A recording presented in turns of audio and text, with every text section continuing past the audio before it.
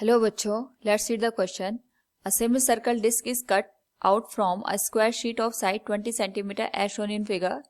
What is the distance of the center of mass of the new shape from y-axis? Consider the material to be uniform density and the origin to be at point O.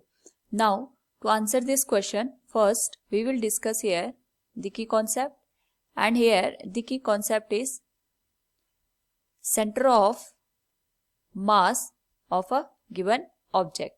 तो हमारे पास centre of मास वो point होता है जहां पे whole body का मास concentrated होता है. नाउ यहाँ पे हमें एक स्क्वायर शीट गिवन है जिसकी जो साइड है that is given as 20 centimetre, और हमारे पास यहाँ पे इस स्क्वायर से हमने एक 10 सेंटीमीटर, अगर हम देखें यहाँ पे रेडियस का जो सेमी सर्कल बन रहा है उसको यहाँ पे कट किया है. तो इसको सॉल्व करने का एक तरीका ये हो सकता है कि वी कैन कंसिडर दैट कि हमारे पास एक स्क्वायर है, उस स्क्वायर के ऊपर हमने यहाँ पे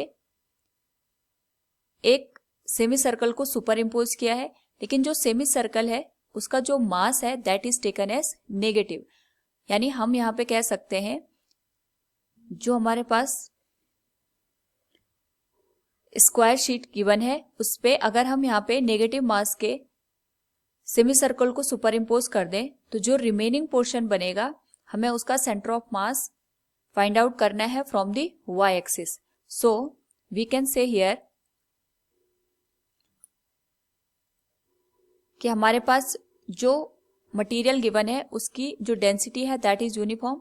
सो we can write here density of material is sigma, और ये हमारे पास यूनिफॉर्म है. सो पहले हम यहाँ पे जो स्क्वायर शीट है उसका एरिया फाइंड आउट करेंगे. So we can write here area of square sheet that will be A1, और इसकी वैल्यू हो जाएगी हमारे पास साइड का स्क्वायर दैट विल बी 20 का स्क्वायर 400 सेंटीमीटर स्क्वायर. सो दूसरा हो जाएगा area of semi circle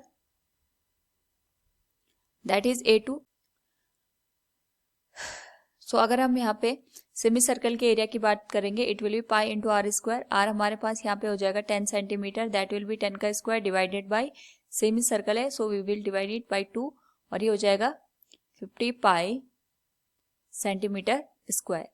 now we will find out the centre of mass for a given figure. तो हमारे पास यहाँ पे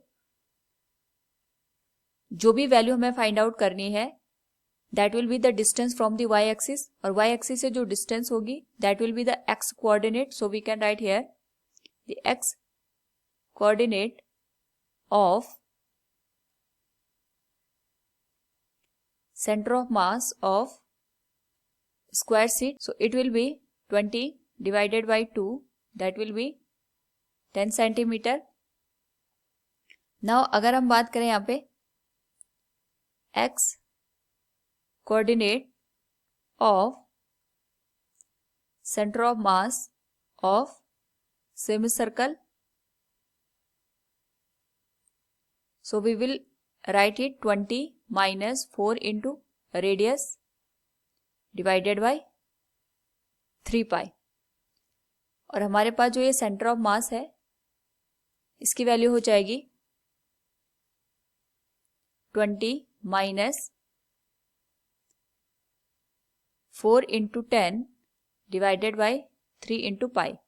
इसको सॉल्व करने पे we will get the value of 15.75 centimetre. Now अगर हम न्यू शेप की बात करें यहाँ पे तो जो न्यू शेप बनेगा उसका जो सेंटर ऑफ मास है it will be XCM will be equal to X1 into M1 plus X2 into minus of M2 divided by M1 plus minus of M2.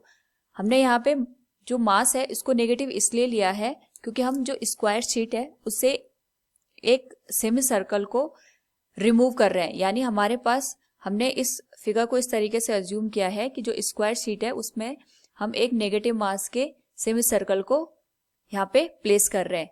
तो जो भी हमारे पास मास आएगा we are removing that, so we will write here minus sign, so this value will be x cm equals, जो first हमारे पास यहाँ पे स्क्वायर है उसके लिए जो हमारे पास यहाँ पे सेंटर ऑफ मास की पोजीशन बनी है इट इज एट 10 सेंटीमीटर, और जो मास है हमारे पास we can write it sigma into A1 minus ये हो जाएगा हमारे पास M2 की value we can write sigma into A2, और X2 की वैल्यू हमारे पास हो जाएगी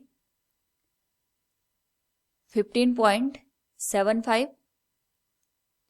divided by sigma into A1 minus sigma into A2।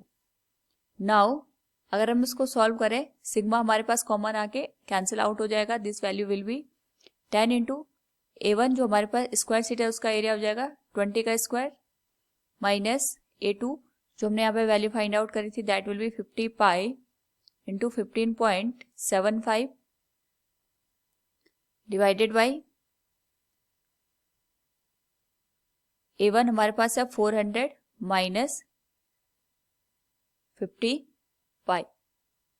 Now अगर हम इस वैल्यू को सॉल्व करें this whole value will B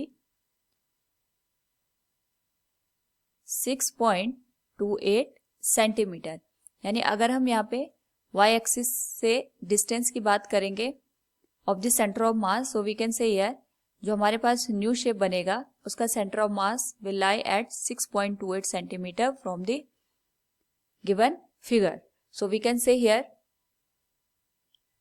the distance of the center of mass of the new shape from y-axis will be 6.28 centimeter.